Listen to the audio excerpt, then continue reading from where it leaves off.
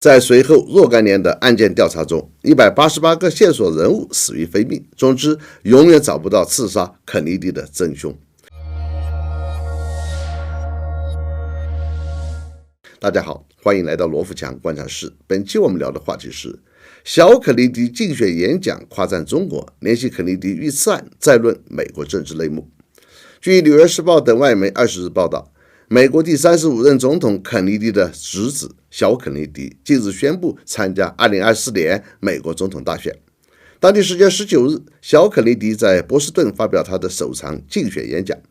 与其他参加美国总统竞选的人一样，也是以批评美国政府作为基本的套路，然后阐述自己的一系列看法以及自己的政治主张。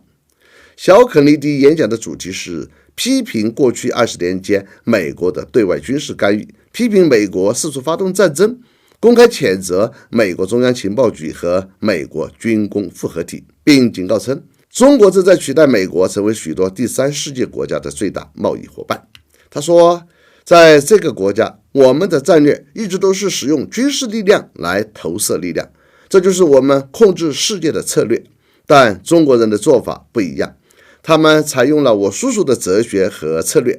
当美国花费8万亿美元轰炸桥梁、港口、道路和医院的时候，中国花8万亿在修建桥梁、道路、港口和医院。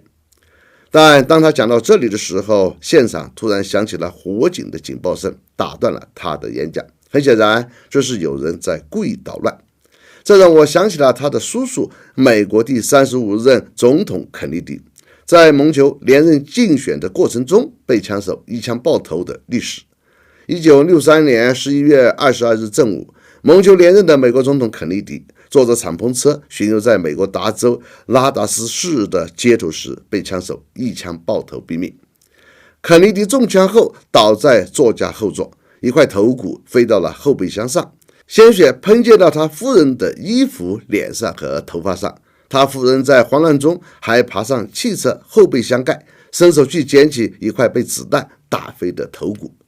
这样的场景堪称战争画面。那么肯尼迪为何被刺杀呢？这有着无数的说法，但我只相信这样的事实。第一，肯尼迪坚决反对副总统约翰逊等人极力的主张接替法国介入越南战争。第二，肯尼迪多次公开主张要把美国货币美元的发行权从美国财团控制的民间组织美联储手里收归美国政府，这就威胁到了美国军火财团和金融财团的最大利益。因此肯尼迪必须死，不能让他继续担任美国总统。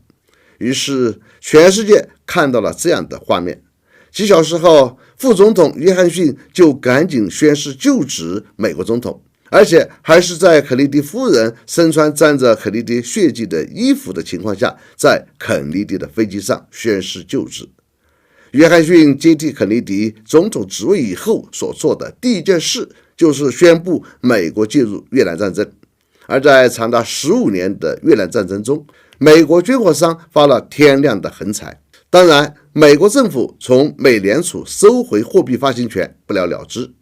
而在随后的案件侦破中，被现场逮捕的凶手当场就被人枪杀了，随后枪杀这名凶手的人又被人杀害，杀害凶手的人继续被人杀害。总之，只要出现线索，嫌疑人都会因为各种理由死亡。就这样，顺着这个线索链，在肯尼迪被刺杀后短短3年中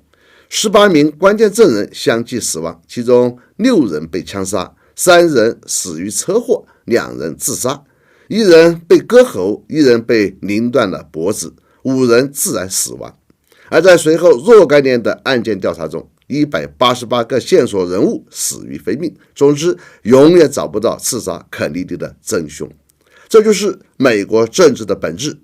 大财团幕后控制的血腥政治。这就是美国向全世界宣扬的美国普世价值观和民主人权的目的，以此掩盖美国血腥的政治本质。话题回到小肯尼迪的身上，他的竞选纲领是连接政府、公民自由、和平与经济振兴，以此挑战现任总统拜登，角逐美国民主党总统候选人提名。由此看来，小肯尼迪继承了肯尼迪的执政理念和基本精神，但我相信小肯尼迪不会赢得胜利，这是美国的政治本质决定的。好，本期话题就到这里，我们下次见。